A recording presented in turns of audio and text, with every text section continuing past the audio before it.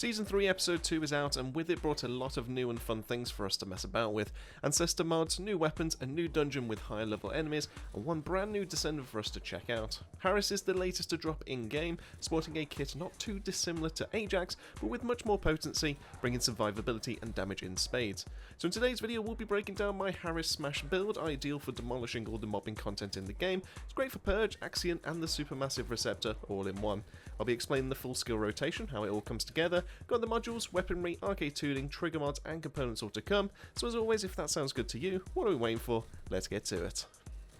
Now just a quick note before we do get started, videos are going to be a little less frequent in the meantime, as a month ago I became a proud father to a little boy. I'm finding some time here and there to be able to get some footage, but please do bear with me, I'm still just kind of adjusting to all of this. But I just wanted to say thank you for all the kind words that you've sent so far, and I will be uploading as fast as I can. Once I get a little bit more time available, I will be getting back to the streaming. Anyways, enough of that, let's get back to the video. Harris is a bit of a complicated descendant the first time you look at the wall of text her skills display, with the first two skills being tech based and generating her special resource of Toxin, which is ready to then feed into her third and fourth skills, similar to how we kind of play Keelan with his dash and his tracking projectiles. Toxin's a fun mechanic, being the cost to activate her latter skills, but it also feeds into a passive that grants up to 3 sets of buffs depending on where you sit on the bar. In the first section of 30% and when in combat, you'll gain a 20% cooldown decrease, 30% skill duration, and a 5% damage reduction. With this we can expect our buffs to last longer, as well as our skill's 3's duration when cast, along with a nice 20% helping us hit that skill cap, so she's less reliant on maxing out that stat.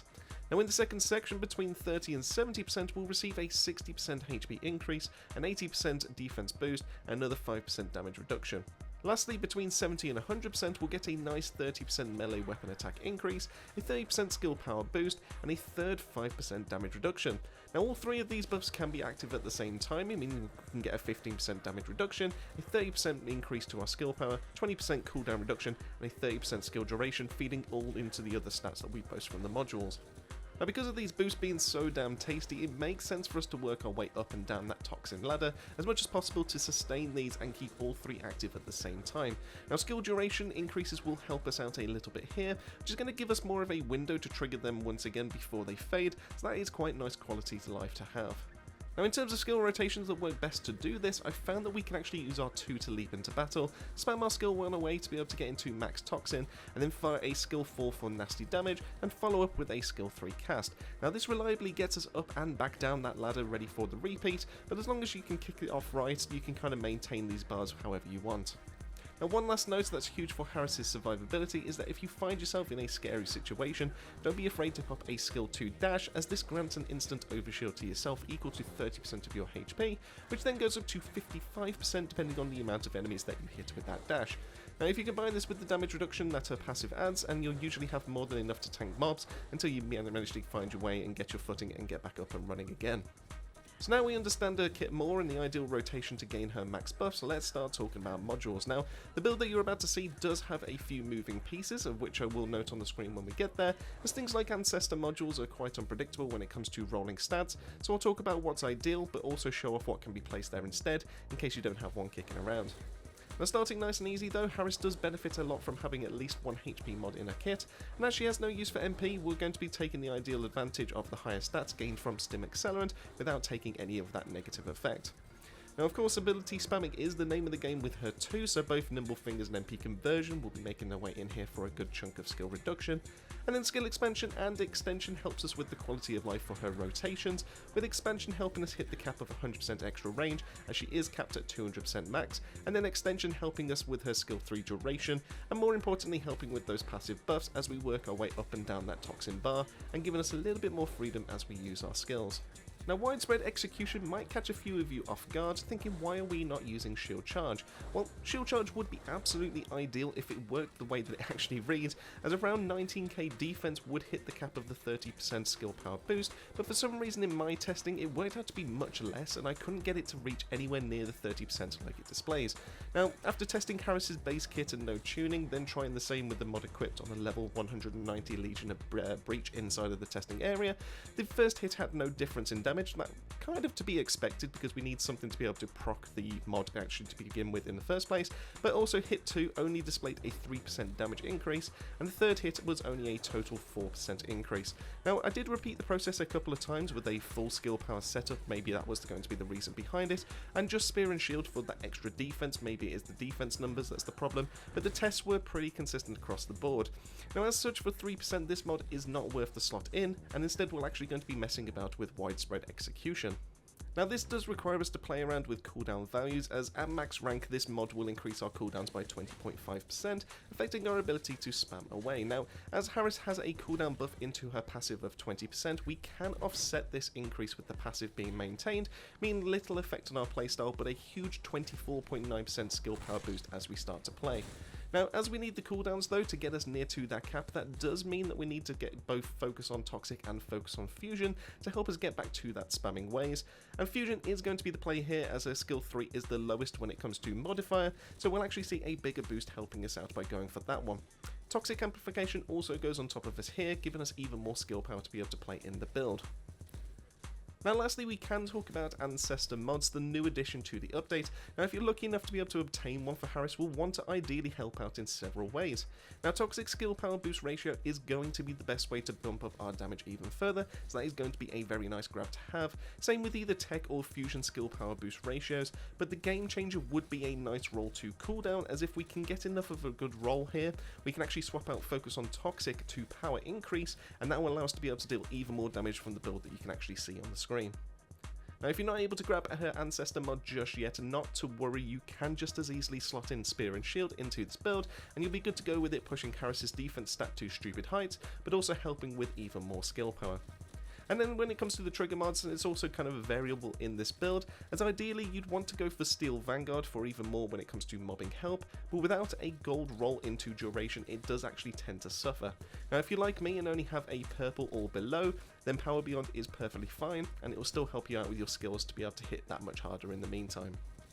Now, as for our reactors, things get a little trickier, as with Harris being both tech and fusion based skills, we normally want to narrow down which of the two we'll be using the most and focus in on the reactor from there. Now, unfortunately in the case for Harris, we're actually going to be spamming both sides of the coin here, with all 4 skills ideally being used in the rotation and having a stackable skill. Now, because of this, you can get away with either a Toxic Tech or a Toxic Fusion reactor just fine, and then we just kind of focus in on those substats to get the most out of her. Now, personally, I prefer a Toxic and Tech, as I'll be spamming her skill 1 and 2 a little bit more than her 3 and 4, but also her 4 does so much damage already that you can actually get away with going into help into Tech, making all of your skills as lethal as each other.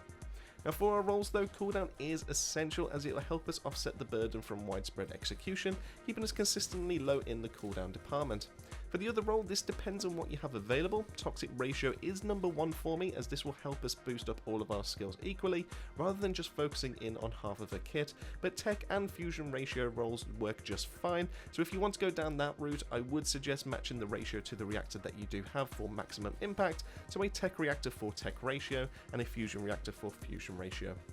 So with the launch of episode 2 came a couple of new sets of components, and while the hazmat disposal set was made with Harris in mind, giving her a 10% cooldown and a 65% toxic skill power, it is dependent on you hitting the enemies with your 3 and 4, meaning that when you start a fight and have no toxin, you won't be seeing the boost until you're several hits in. So because of this downtime, we can instead go for a 4-piece into Plague, giving us a 4 set pieces of HP rolls for survivability and perfect for that overshield, but also as Toxin is a custom resource which will be get for landing our skills 1 and 2, we can easily proc this from the get-go for a 5% boost to our tech skill power and a total of 64.8% toxic skill power on acquiring that Toxin. Now, the usual downside of Plague though is at the cost of your firearm's crit damage and rate, but as swords are unaffected by firearm changes, this means absolutely nothing for our playstyle with this build. So for the rolls, you can use anything really kind of here, but as MP doesn't come into this effect, the 2 main things you would want to be able to get is going to be HP on your auxiliary power and defense on your memory, and then for the cores, max HP and defense rolls are going to be your best friend. Now swapping on over to the weaponry, we have two routes that we can go with, both having benefits over the other, so feel free to mix and match for your current playstyle. Now with our skill 1 and 2 spam being tech based, Secret Garden is going to be a perfect match for us here, also giving us access to a movement speed stat stick through weapon cores. The build on the gun itself does not matter as we won't be firing it at all, but for the cores the only important bits here are going to be the 2 sprint speed and the 1 grapple hook core slot-ins, and this is going to be the typical build you'd run for most of your tech based descendants. Now as for option 2, this does use the brand new Battle Pass weapon called Hypernova to act as a mini Lepic toe grenade, bringing all enemies into one location for all of your AoE damage goodness. Now max ranks on this will help you with that range effect. You can use this with just the free track, just don't get me wrong on this, but obviously if it's at max it will be doing more for you, and it's quite a strong weapon to use in general thanks to its high crit damage, crit rate, and Harris being able to boost its base damage. Now if you plan ahead in your encounters, using your alt fire on a location will cause an AoE to start dragging effective enemies towards the center, which is going to be perfect for your leap follow-up or your piercing beam on your skill 4 for that high burst DPS. Now for the cores, 1 weapon attack, 2 chill attack, 1 crit damage and 1 crit rate will give you the perfect setup to start from. So for our readjustments, chill attack going for weapon attack, crit damage and crit rate. All of this in combination will allow us to be able to push 96.81% crit rate, obviously including the modules, but that's going to be more than enough for what we need. Now as for the modules, like we've just discussed, here's going to be a quick glance at them. I'm not going to go through everything here, but with the main focus being on base and shield damage, as well as loading into crit rate and damage. Now Defense Master can be swapped out here for Lethal Swing if you prefer to deal more DPS with your sword, instead of actually having that extra defense and some extra survivability. Over to our Arche tuning now, and with Harris being a 5% crit rate descendant, there's not a lot that we can actually aim for on the board outside of raw skill power, cooldown, range, and a mutant cell. Now, grabbing the 2 gold nodes of skill power and cooldown help us dish out the most DPS with our skills, and our mutant cell of choice will be Toxin Cohesion, as there really isn't many better DPS options in the Xantic slot right now. But as we're mobbing hard with this build, the more skill power that we can get, obviously that's going to be the better. Now there is always an option to go down left for the Malachite mutant cell slot for defense neutralization, but the reason why I haven't gone for that, and kind of like the main reason I'm going to encourage that you stay away, is because we're smacking enemies already for 1 to 2 shots, especially inside of the Super Collider. It's going to be a bit of a waste for you to actually start making your way down there, so you might as well actually go for the main skill power and just being able to actually do all your damage from going that way. Now for the Inversion node, this once again depends on which stat stick you plan on holding. For Secret Garden, you can go for more staying power, with options like Selective Cellular Stim for HP recovery, Deploy Hardened Shell for more damage reduction, and Shield Regen Algorithm for even more toxic skill power when we use our skills in the middle toxin bucket of 30 to 70%. Now if you want to go for the Hypernova, you can use a few other methods to help us for the sword and skill damage. We can go for Selective Cellular in the build, as the HP regen is always nice to have considering how close to the enemies that she plays, but for the other 2 options though, we can grab Blade Extension for more range and crit damage on our swords, and then lastly we can grab Superheated Plasma for a damage boosting debuff on enemies affected by that alt attack, which is going to be perfect for setting them up and then knocking them down in record time. And lastly for the video is going to be the Fellow, so as MP isn't needed, nor is ammo, as Harris can generate rounds from a skill 1 combo shot, this just leaves us with HP recovery from the Sheepdog, and that's just pretty much the only real option for us to kind of run here. And with all that out of the way, that wraps it up for my Harris Smash build, possibly the hardest hitting version of herself without getting God-rolled Ancestor mods. Now after spending time with the kit and understanding how it all comes together, I honestly rank Harris in my top 2 to play in this game right now. She's a great mix of speed, mobility and strength, and just makes runs so much fun to be able to blast your way through. I think if I run into a great role for her, I might not ever look back at the rest of the cast for some runs. And so this is a section I want to hear from you. What are your current thoughts on Harris? How do you feel about Ancestor mob farming? And then lastly, what are your current thoughts on Season 3 so far? Let me know all that and more down below. Massive thank you for making your way to the end of the video. As always say, keep yourself safe, keep yourselves well, and I'll see you all on our next video.